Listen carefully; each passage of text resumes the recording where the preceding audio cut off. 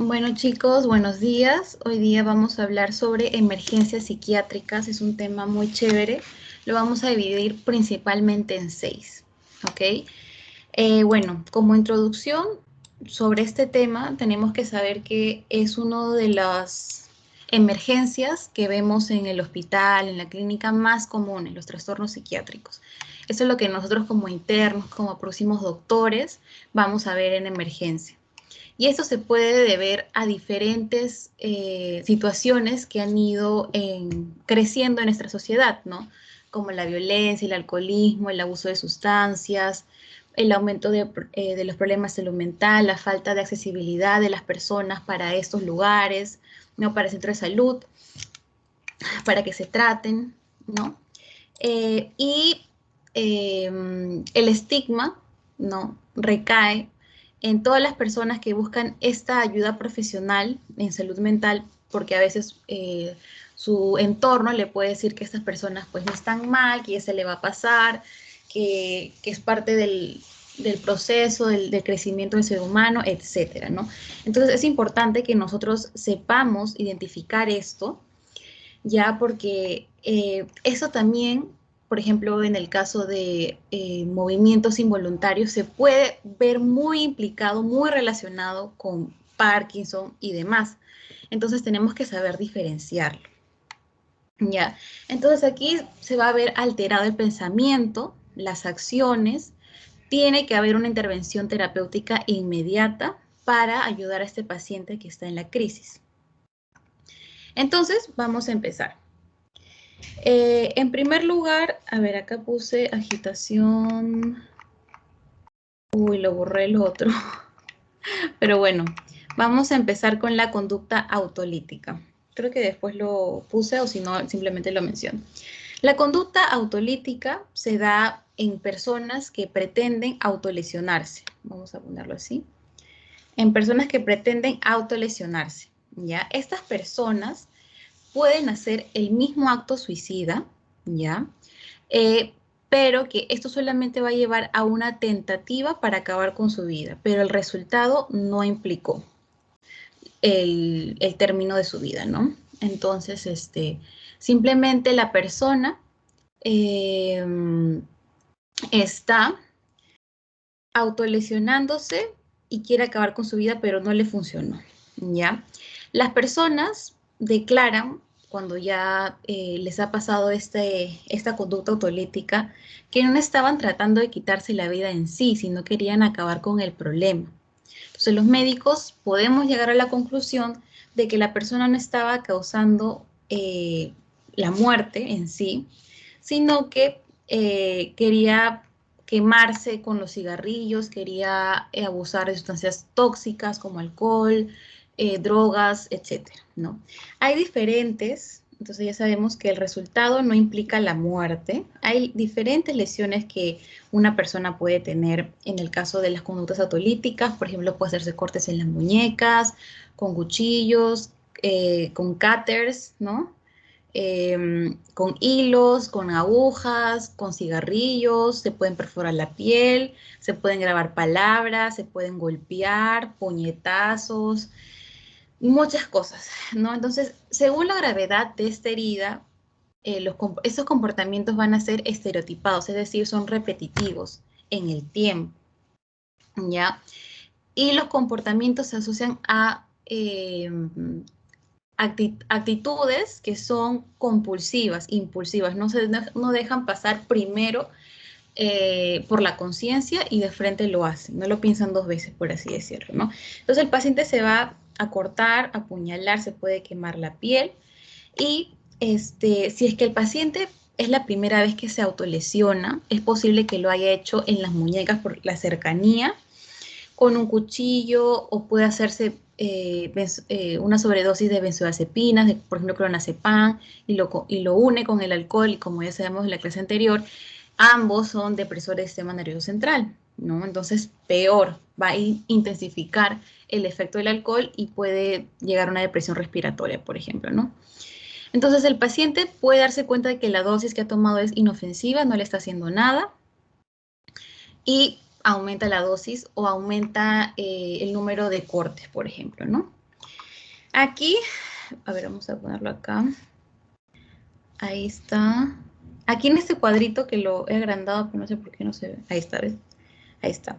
Entonces, aquí vamos a ver cuáles son las recomendaciones de la OMS para valorar la ideación suicidio. Ustedes ya les pasé las diapos, ustedes ya lo pueden ver en su computadora. Bueno, entonces, cuando no hay un riesgo suicida, hay 0 puntos y no hay distrés, no hay cortes, no hay nada, ni pensamientos ni nada. 1, puede haber una alteración emocional causada por la bipolaridad, depresión, ansiedad, esquizofrenia, etcétera, y tiene pensamientos suicidas, ¿no? Entonces acá tenemos que preguntarle acerca de cómo son estos pensamientos, cuáles son los desencadenantes, cómo es que disminuye estos síntomas, si es que toma algo, abusa de una sustancia, etc. El punto 2, cuando hay riesgos de suicidio 2, es cuando hay ideas vagas de muerte, ¿no?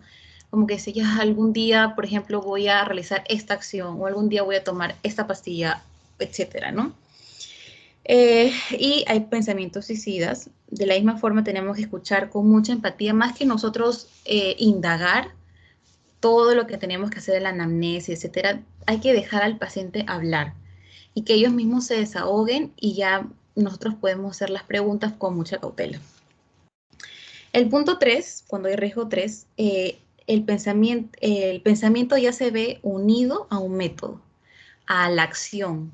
Ya está planificando cómo lo va a hacer, a qué hora, qué día, en qué momento, etc. Hay un intento y ya tiene que haber un apoyo y tenemos que explorar las posibilidades de que el paciente pase por una psicoterapia, ¿no? En el 4 ya hay ideas de suicidio, pero no hay un trastorno psiquiátrico identificado. Entonces aquí, por ejemplo, tenemos que evaluar el posible intento, el plan, el método y identificar apoyos, de la misma forma. Aquí en el 5 hay ideas de suicidio y está el trastorno psiquiátrico, la ansiedad, la depresión, esquizofrenia, un montón de trastorno de pánico, como ya vamos a ver. De la misma forma tenemos que valorar el intento, cómo es que ha hecho el intento este paciente. Y el 6 tiene las ideas del suicidio, tiene un trastorno psiquiátrico grave, tiene un estrés vital, ha tenido un estrés postraumático por la pandemia, por un evento sobrenatural, catastrófico, un terremoto, maremoto, un huracán, ¿no? Todas estas cosas. Ha tenido agitación, ya también vamos a ver más adelante, y el intento previo. Entonces aquí se tiene que hospitalizar al paciente. Y el paciente debe tener una tutela permanente para evitar esas situaciones, ¿no? Y acá, por ejemplo, vemos cuando hay una conducta autolítica, el consumo de benzodiazepinas, ¿no? Listo. Ahora, esto también es importante de cómo hacer la conducta autolítica en urgencias, cómo es lo que le debemos evaluar. Entonces, acá lo voy a agrandar. Ya. Aquí, por ejemplo, vemos que primero tenemos que hacer la afiliación. Señor, ustedes saben cómo se elabora una historia clínica. Señora, usted cómo se llama, de dónde es, etcétera. Obviamente que todas estas preguntas podemos hacer una historia clínica. Le podemos preguntar todo esto a su pariente, obviamente, porque la paciente está mal, ¿no? Y bueno, una vez que tenemos estos datos, evaluamos el triaje. Si es que es prioridad, es una emergencia, es una urgencia, o tiene que pasar por consulta externa, o puede esperar, o no puede esperar, ¿no? Entonces acá tenemos que ver el guardia de seguridad que esté con nosotros, el apoyo familiar sobre todo.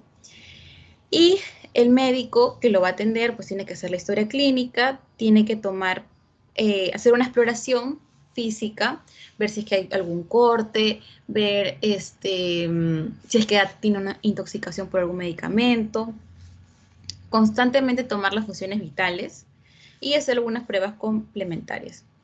Después, vemos aquí, vamos a discernir si es que la persona ha tenido la ideación, la intencionalidad de acabar con su vida.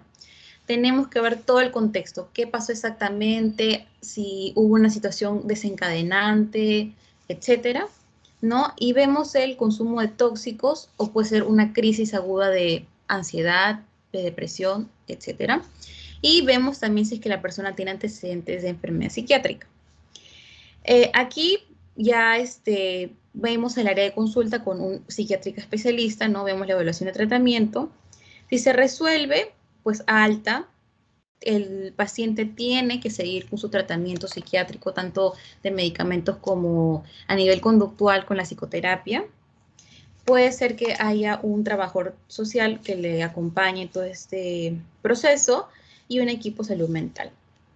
Si es que persiste la ideación, tiene que valorarse por psiquiatría, valoración psicopatológica, ver el episodio, cuál es la escala autolética, ya vimos del 1 al 6, y el apoyo sociofamiliar, que es muy importante en estos pacientes.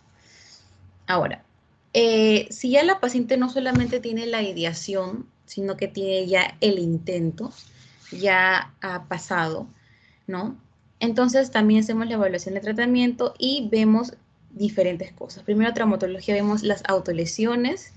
Le tenemos que hacer una venoclisis para ver si es que no tiene una hemorragia profusa, ¿no? O si es que ha tomado o está intoxicada con algún medicamento. Vemos la precipitación y si es que hay signos de ahorcamiento. Aquí también tenemos que ver la ingesta de fármacos, inhalación de alguna droga, por ejemplo, y los cáusticos, ¿no? Por ejemplo, lejía o cosas alcalinas, o etcétera. Entonces lo vamos a evaluar al paciente y todo esto, ¿no? Vemos tratamiento, estabilizarlo y hacemos la alta médica quirúrgica. Ahora, esto es en cuanto a la conducta autolítica, ¿no? ¿Cuál es el manejo? En cuanto al grupo etario, es muy común que nosotros veamos esto en adolescentes, en adultos jóvenes, más, por eso estaba repitiendo, más en la paciente, en el sexo femenino, es más común que haya trastornos de personalidad, trastornos antisocial, trastornos alimenticios, depresión, ansiedad, como ya hemos visto, ¿no? Y en el caso del hombre, ellos no tanto hacen ideación ni consumen medicamentos, intoxicación. Puede haber, sí, pero ellos van más al hecho. Por ejemplo, pueden tomar decisiones muy extremas en cuanto a su vida, pueden terminar con su vida lanzándose de un edificio, cosas más extremas, son más relacionados al hecho, los hombres. En cambio, las mujeres tienen más ideas, ¿no? Eso es lo que estaba leyendo. El diagnóstico, tenemos que ver si es que la persona efectivamente ha querido acabar con su vida, ¿ya? Si es que la lesión que tiene el corte requiere un tratamiento, ver las razones por las cuales está haciendo esto, las intenciones del paciente, su estado de ánimo. Debemos descartar que tenga un trastorno de psiquiátrico previo, ¿no? Y la persona dice, o sea, después que ha pasado todo esto, o sea, ellos dicen que lo han hecho con la intención de aliviar estos sentimientos negativos que tenían en su vida, ¿no? Entonces es importante nosotros hablar con los familiares, con las personas cercanas y buscar, ya cuando el paciente está más estabilizado, hacer todo el interrogatorio ya más profundo, con cautela obviamente, cuánta es la frecuencia que está teniendo estos pensamientos, cuánto tiempo lleva haciéndolo, con qué propósito, cuál es su objetivo y así. Entonces de esta manera vamos a poder recuperar rápido al paciente, ¿no? Y ellos se encuentran en diagnóstico y tratamiento. Y el tratamiento se va a dividir en diferentes cosas, por ejemplo la psicoterapia. Importante. Hay sesiones que pueden ser individuales o grupales, pueden durar de 1 año a 2 años. La persona tiene una disponibilidad amplia al terapeuta, ¿no? Que le va a estar ayudando en todo el proceso. Y el paciente también va a actuar de manera que va a controlar su comportamiento. Él mismo va a saber autogestionar sus emociones, su conducta, etcétera, mediante las herramientas que le puede dar el terapeuta, ¿no? Y también hay terapia de grupo para regular las emociones, en las cuales nosotros somos capaces de evaluar todas las emociones negativas de nuestra vida y tenemos las herramientas adecuadas para no reaccionar de manera impulsiva e intensa, ¿no? Si es que la persona tiene algún trastorno de personalidad, algún trastorno de depresión, ansiedad, ya tendríamos que, sobre todo depresión y ansiedad, tenemos que ver los síntomas, el tratamiento farmacológico, como ya sabemos, ¿no? Listo. Ahora, vamos a ver los trastornos somatomorfos. Ya, estos son un conjunto de trastornos físicos en el cual el paciente, la paciente, tiene mucho, ¿qué dice? ¿Qué dice los chicos? Bueno, aquí hay síntomas físicos, como le digo, como dolor, fatiga. Esto causa mucha angustia emocional en la paciente, en el paciente, y no se pueden desenvolver adecuadamente en su vida. Ya, esto, aquí vamos a ver cuáles son los, me parece que lo he puesto, a ver, no. Aquí nosotros vamos a ver cuáles son las características, ¿no? Esta reacción de los síntomas no es normal. Primero que son sensaciones específicas. Hay un dolor, por ejemplo, de cabeza continuo, dificultad para respirar, síntomas generales. Y lo interesante de esto es que no está asociada a una causa médica específica, identificable. Es decir, como que el paciente está siendo hipocondriaco y está teniendo sus síntomas de que le duele la cabeza o le duele la garganta o el cuerpo, pero en realidad no es que tenga, por ejemplo, alguna patología, ¿no? Estos síntomas son múltiples o también pueden ser únicos, variables, y va de leve, moderado a grave. El dolor que puede tener el paciente se va a asociar a pensamientos, sentimientos excesivos, ¿no? Entonces, esto dificulta mucho la funcionalidad del paciente en su vida diaria, lo incapacita emocionalmente, ¿no? ¿Cuáles van a ser los factores de riesgo por los cuales nosotros podemos pensar que un paciente tenga esto? Depresión, ansiedad, que la persona se esté recuperando de una patología previa, por ejemplo, tiene cáncer, ¿no? Ya está recuperando, pero siente que puede recaer por la misma ansiedad, ¿no? Y tiene estos síntomas físicos, pero en realidad la paciente no tiene nada, ¿no? Vivir un estrés postraumático, tener un nivel de educación bajo, también puede influir en esto, y el riesgo que existe de tener alguna patología, ya sea por antecedentes familiares. El tratamiento de este caso es mediante un equipo multidisciplinario que se va a encargar de estabilizar al paciente de manera física, de manera mental, descartar si es que tiene depresión, ansiedad y tratar esos puntos para que los otros síntomas mejoren, ¿no? Psicoterapia y técnicas cognitivo-conductuales con las cuales va a ayudar al paciente a mejorar, a identificar estos pensamientos, estas acciones, este dolor que realmente no existe para que el paciente pueda mejorar en su vida diaria, ¿no? Aquí, por ejemplo, vemos una persona que constantemente le duele la cabeza, está llorando, siente que tiene fiebre, le duele la espalda, no quiere comer, ¿no? Listo. Trastorno de pánico. Pasamos al cuarto, o al tercero me parece que es. El trastorno de pánico es una emergencia médica, ¿no? En el cual el paciente o la paciente tiene un malestar intenso, tiene una desesperación. Nosotros ya hemos visto que esto es desencadenado principalmente por la ansiedad, ¿no? Y tiene una cadena de síntomas que se asocian a esto, ¿no? Por ejemplo, el paciente puede sentir que está perdiendo el control de la situación, siente que le va a dar un infarto, un ataque cardíaco, siente que se va a morir. Hoy no se cambió. Ahí está. Ahí está. Por ejemplo, siente que está perdiendo el control, siente que se va a morir, como vemos en la imagen, ¿no? Y acá tiene ciertos síntomas, como vemos acá.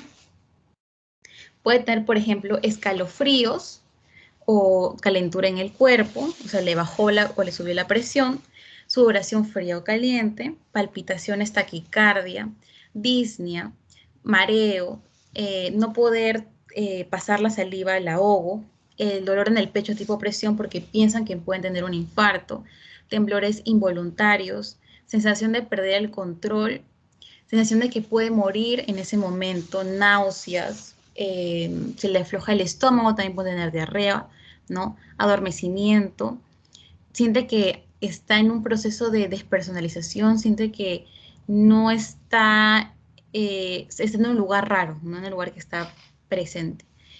Y basta que la paciente o el paciente tenga 4 de estos 13 síntomas para decir que tiene un trastorno de pánico.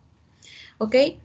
Aquí pueden influir muchos detonantes, por ejemplo, la genética, ¿no? Un alto nivel de estrés, un carácter sensible al estrés y proclive a las emociones negativas, ¿no? Cambios en la manera que funcionan también las partes del cerebro. Entonces, como nosotros ya sabemos, el estrés es parte de la vida, ¿no? El estrés es normal tener. Una cosa es estrés y otra cosa es ya ansiedad, ¿no? El estrés está relacionado con que la persona tiene que enfrentar la situación adversa que se le está presentando y para esto, pues, aumentan el flujo sanguíneo en sus músculos, por ejemplo, eso hacían nuestros antepasados para poder correr, las pupilas se le dilatan, tienen midriasis para poder ver mejor, bueno, así nos decían, obviamente que igual puedes ver con la pupila dilatada o no dilatada o contraída, eh, taquicardia, estás más atento, ¿no? Pero si es que esto sigue constantemente con situaciones que no deberían dar estrés, ante un pequeño estímulo ya estaríamos hablando de ansiedad y más si es que se agravan esos síntomas, ataque de pánico, ¿no? Entonces debemos de, como el manejo, debemos de reducir la intensidad y la frecuencia de esos ataques de pánico mediante actividades diarias del paciente con la cual él pueda gestionar sus emociones y pensamientos. Los medicamentos también, como ya hemos visto en la primera parte, ¿no? Para la ansiedad, para la depresión, pueden ser, por ejemplo, las benzodiazepinas, son medicamentos sintomáticos, pero no son un tratamiento a largo plazo porque evidentemente va a influir muchísimo en el día a día del paciente, ya que va a estar constantemente con sueño y no podrá hacer sus actividades normales, ¿no? Eso es principalmente al inicio que se le da, pero de ahí se le tiene que eh, disminuir o ya simplemente dejar de dar. Y lo que sí, los inhibidores de recaptación de serotonina que ya conocemos como la sertralina, fluoxetina, ¿no? Y esos son los medicamentos para el trastorno de pánico. Luego pasamos a la distonía aguda, en el cual es un trastorno del movimiento, en donde hay contracciones musculares sostenidas, ya intermitentes, o sea, ahorita, de acá 1 hora, de acá media hora, de acá 2 horas y así, ¿no? El paciente también puede hacer alguna postura normal, repetitiva. Estos movimientos siguen un patrón tembloroso, de torsión, como vemos en la imagen, ¿no? O puede estar asociada a una activación muscular excesiva. Entonces, aquí todo eso se va a caracterizar porque hay unas contracciones involuntarias de los músculos, sobre todo, como vemos en las imágenes, en las extremidades. Pero también se puede dar en la cara, en el cuello, en la pelvis, en la laringe, etc. La etiología de esto es que puede ser relacionado con algunos antipsicóticos, algunos antieméticos, por ejemplo, antipsicóticos que se usan en psicosis aguda, en bipolaridad, etcétera, ¿no? Por ejemplo, el haloperidol, la tioridacina, me parece que se llamaba, ¿no? Estos pueden hacer, ¿no? En cambio, los de segunda generación, los antipsicóticos de segunda generación tienen una menos probabilidad de desarrollar un episodio de distonía aguda. Entonces, primera generación son los que más van a hacer. Los de segunda, no tanto. Tiene diferentes manifestaciones clínicas, por ejemplo, tiene crisis bucolinguales, en el cual hay una disartria, la persona no puede pronunciar bien las palabras, disfagia, le duele la garganta, muecas, puede sacar la lengua, protrusión de la lengua, ¿no?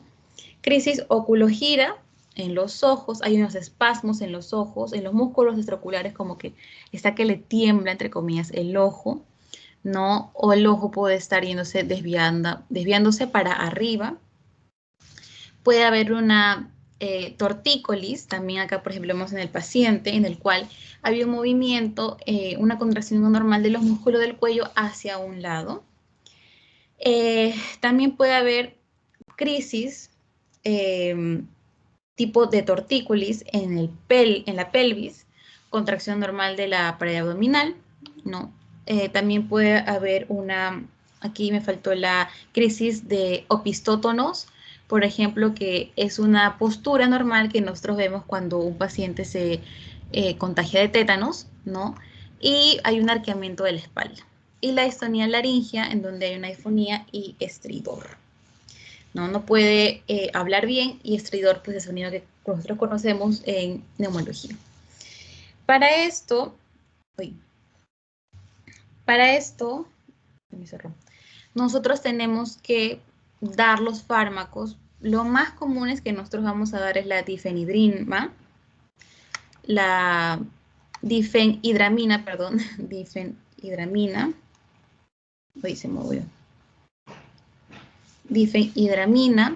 anticolinérgicos, porque sabemos que la acetilcolina va a hacer que los músculos se contraigan, está en todo el proceso de contracción y movimiento muscular, entonces también pueden ayudarnos. Esto se tiene que dar de 10 a 30 minutos en la administración, y luego los antipsicóticos que ya conocemos, ¿no? La benzotropina, por ejemplo, también podemos darle con anticolinérgicos.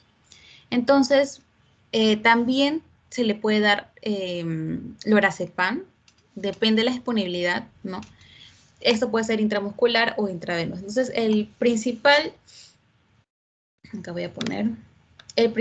tratamiento que nosotros vamos a dar acá es los anticolinérgicos, para evitar estos movimientos involuntarios en los pacientes, ¿no? Por ejemplo, la difenhidramina, y los antipsicóticos.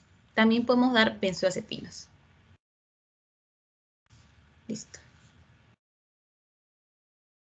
Y por último, la acaticia, ya es un estado emocional en el cual el paciente puede tener signos solamente cognitivos o también físicos que se relacionen con la constante necesidad de permanecer en movimiento. Quieren moverse a cada rato, no pueden estar sentados tranquilos. Por ejemplo, aquí pertenece el síndrome de las piernas inquietas, que ustedes se acuerdan que se asocia a la anemia. Bueno, pues esto se asocia, por ejemplo, a la acaticia, en donde hay una agitación psicomotora. La persona quiere caminar sin pararse, quiere levantarse y sentarse repetidamente, no puede no puede estar sentada, se balancea el tronco de un lado para otro, cruza las piernas, emite sonidos, hay una inquietud constante, hay una disforia emocional y hay un malestar y dolor físico en estos pacientes, ¿no? Entonces, la persona, por ejemplo, necesita, en algunos casos, estirar las piernas, no quiere tiene sensaciones incómodas en las rodillas, o se asocia a síntomas ansiosos, de inquietud, ¿no? Es muy probable que estas personas tengan insomnio, no pueden conciliar el sueño, ya que tienen crisis de angustia. Uno tiene que saber diferenciar la agitación psicomotora, ¿no? La ansiedad, los síndromes de abstinencia, Parkinson, Huntington, trastornos neuropáticos, etcétera, ¿no? Y eso principalmente, vamos a ver acá las causas, se va a dar porque los pacientes pueden tener antipsicóticos típicos o de primera generación, como ya les he dicho, haloperidol, risperidona, olanzapina, clorpromacina también, ¿no? Estos medicamentos de primera generación, por dosis elevadas, por abstinencia, por tratamiento de larga duración, me pueden desarrollar esto. Los antidepresivos en exceso, por ejemplo, la sertralina, la fluoxetina, los inhibidores de la recaptación de serotonina, también pueden hacer esto. Y los que son la paroxetina, por ejemplo, también pueden hacer eso. Y los triciclios que ya conocemos, como la clomipramina y la amtriptilina, ¿no? Cuando una persona tiene una abstinencia a drogas, a sustancias, se han interrumpido los opiáceos, sustancias psicoactivas, el alcohol, como ya vimos, que cuando se disminuye o ya se deja de tomar alcohol, el sistema nervioso central que está constantemente deprimido, pues se excita demasiado y hace todos estos movimientos, ¿no? Otros fármacos antieméticos, antihistamínicos y analgésicos también pueden hacer esto y hacer el descarte que se esté asociando la acaticia con una enfermedad. Acá no se movió. Acá está. Con una enfermedad de Parkinson, ¿no? Porque puede ser que todo esto sea del el manejo del tratamiento del Parkinson que puede estar causando esto, ¿no? Entonces, para esto, pues tenemos que dar al paciente benzodiazepinas potentes hasta que disminuya los síntomas de la acaticia. Beta-block, también se acuerdan que beta-block puede servir no tanto para reducir la frecuencia cardíaca como para disminuir las contracciones, ¿no? Y también se le puede dar anticolinérgicos. Ahora, aquí me faltó hablar de la agitación psicomotriz, eso también es importante. Aquí, bueno, básicamente les voy a hablar, vamos a ponerlo acá. A ver.